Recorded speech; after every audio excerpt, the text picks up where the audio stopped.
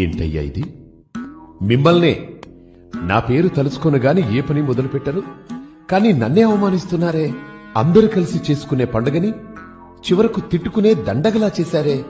మా అమ్మ నన్ను పసుపుతో చేస్తే మీరేమో దాన్ని కాస్త ప్లాస్టర్ ఆఫ్ పారిస్ లోకి మార్చేశారు. నాకేం రంగులు కావాలని అడిగానా? మట్టితో చేస్తే వరాలివ్వనన్నానా? వేదాలలో నన్ను బ్రొటనవేలంత చేస్తే చాలని చెబితే మీరేమో మీ చిత్తం వచ్చినట్టు నా ఎత్తు పెంచేస్తున్నారు. నాకు నాతోటే పోటీ పెడతారా?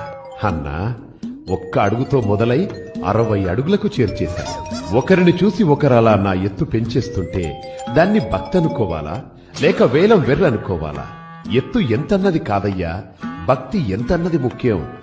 పోనీ సంవత్సరానికోసారైనా మీరు పిలిచారు కదా అని నేనొస్తే ఒక వేద పారాయణం లేదు, ఒక మంచి సంగీతం లేదు, వెకిలి పాటలు, వెర్రి డాన్సులు. అది నా పెద్ద చెవులే హోరెత్తిపోయేలా.